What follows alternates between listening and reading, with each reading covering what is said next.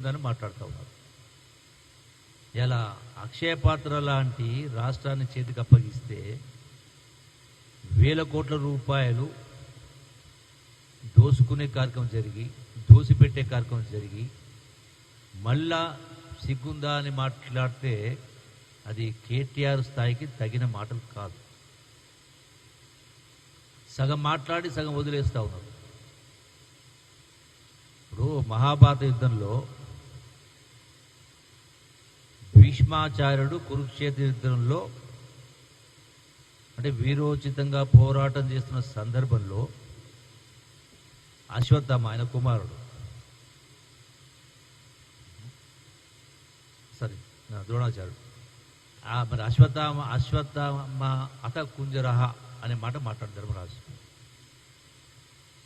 ఎందుకు మాట్లాడతాడు? ధర్మరాజు అంటే ధర్మము న్యాయము ఏ రోజు కూడా అబద్ధాలు మాట్లాడలే. మరి ఆ సందర్భంగా అశ్వత్థామ అతహ అంటే అశ్వత్థామ చనిపోయిండు అని అర్థం వచ్చినట్టుగా మాట్లాడి కుంజరహ అంటాడు. అంటే ఏనుగు చనిపోయింది దాన్ని.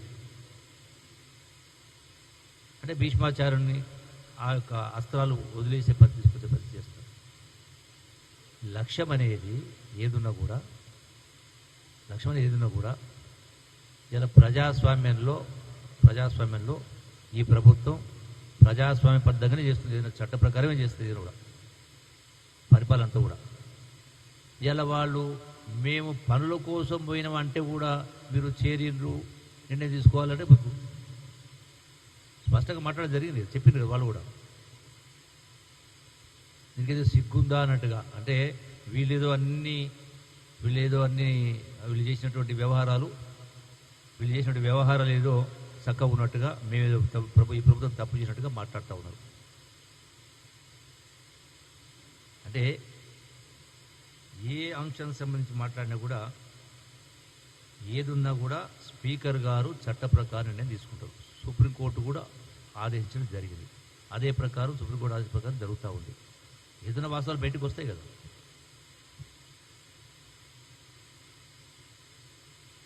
రోజున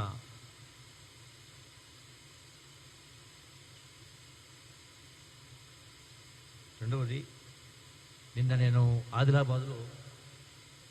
ఆదిలాబాద్లో నిన్న గురుకుల స్కూల్లో మాట్లాడిన తర్వాత ఇంకో సందర్భంలో ఒక నియోజకవర్గానికి సంబంధించి ఒక పంపిణీ చేసే కార్యక్రమం అంటే వెల్ఫేర్ స్కీమ్ పంపిణీ కార్యక్రమం భాగంగా నేను ఒక మాట అన్నా. ఏమన్నా ఇది కూడా ఇట్లే ఉంటుంది.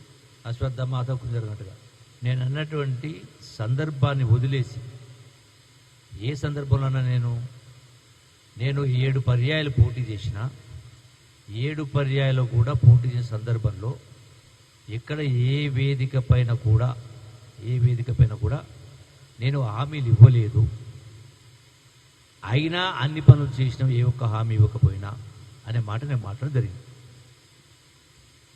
దాన్ని వదిలేసి మళ్ళీ సిగ్గుందా అని మాట్లాడేటువంటి కేటీఆర్కి సంబంధించినటువంటి సోషల్ మీడియా కావచ్చు, ఇంకోరు కావచ్చు, బీఆర్ఎస్ సోషల్ మీడియా కావచ్చు, దాన్ని వదిలేసి అంటే జూపల్లి గారు అస్త్రాలు వదిలేసిండ్రు, నైరాశ్యలు ఉన్నారు, నిరాశలు ఉన్నారని మాట్లాడుతూ ఉన్నారు.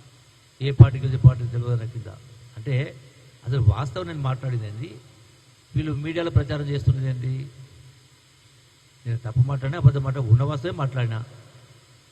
అయినా కూడా హామీలు ఇవ్వకపోయినా అన్ని పనులు నెరవేర్చిన కాబట్టి మళ్ళీ నన్ను శాసనసభకు పంపించారు. ఇది వదిలేసి ఏదో నిరాశలో ఉన్నారు, నిస్పృహలో ఉన్నారు, నైరాశ్యలో ఉన్నటువంటి మాట మరి వాళ్ళకి సంబంధించినటువంటి సోషల్ మీడియా కావచ్చు, ఇంకా ఏమంటుందని చదివేస్తే ఉన్నమతి పోయిందన్నట్టుగా కొన్ని అక్కడక్కడ కొన్ని ఛానల్స్ అంటే వాస్తవాలు తెలుసుకోకుండా చేస్తున్నారు, లేకపోతే రాజకీయం కోసం చేస్తున్నారు కింద అంతగాని పరిస్థితి. ఒకటి ఈ రోజున 100% ఇలా మాట్లాడాల్సింది కేటీఆర్ మాట్లాడాల్సింది మొత్తం రాష్ట్రాన్ని అప్పుల కుప్పగా మార్చి ఇలా నెలకు 6,500 కోట్ల రూపాయలు వడ్డీ కట్టే పరిస్థితి వచ్చింది.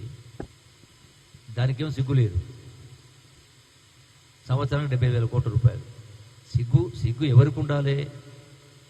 ఇంత గొప్ప ఉద్యమం జరిగి ఇంతమంది ప్రాణత్యాగాలు చేస్తే మీ పరిపాలన దిగజారిన పరిపాలన, సిగ్గులేని పరిపాలన జరిగింది కాబట్టి ప్రజలు తరిమేసింది, ఇంటికి పంపించే కార్యక్రమం చేశారు. మళ్ళీ ఉల్టా మీరే మాట్లాడుతూ ఈ యొక్క ఫిరాయింపులు జరిగినాయి. ఫిరాయింపులు జరిగితే మీకు ఏమన్నా ఎవిడెన్స్ ఉందా? మన గద్వాలలో మీటింగ్ మాట్లాడిన సందర్భంలో అది ప్రభుత్వ కార్యక్రమం. ప్రభుత్వ కార్యక్రమంలో నేను పొంగులెడ్డి గారు ఏదో అదేంటి బూతులు మాట్లాడినమాట. ఏం బూతులు మాట్లాడిన? నేను వాస్తవాలు మాట్లాడిన, బూతులు కాదు. వాస్తవాలుగా బూతుడు పేరు పెడితే రాష్ట్రం అప్పుల పాలైంది, డబుల్ బెడ్రూమ్ కట్టిస్తాడు, రకరకాల మాటలు చెప్పాడు. అవన్నీ ఏవి కూడా నెరవేర్చలేదు అనే మాట నేను మాట్లాడినా. కేటీఆర్ బూతులు మాట్లాడి ఎట్లంటాడు? ఒక్కటి రికార్డు చూపించండి. నాది బూతులు మాట్లాడే సంస్కారమేనా? ఏదైనా మాట్లాడినా? బూతులు మాట్లాడుతుంటే ఆడ ఉన్న కృష్ణమోహన్ రెడ్డి ఏం మాట్లాడలేదట. అది ఒక వేదిక, ప్రభుత్వ కార్యక్రమం. దాంట్లో అంటే ప్రభుత్వ కార్యక్రమం వేదిక కూడా పాల్పంచుకోవడా? ఎమ్మెల్యేలు రాకూడదా? వస్తే పార్టీలు చేరినట్ట.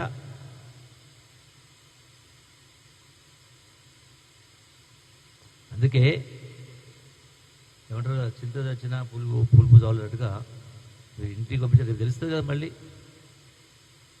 రేపు రాబోయే లోకల్ పార్టీ తెలుస్తుంది కదా, ఈ బండారం తెలుస్తుంది కదా. ఇప్పటికే పార్లమెంట్లో ఒక సీటు రాలే.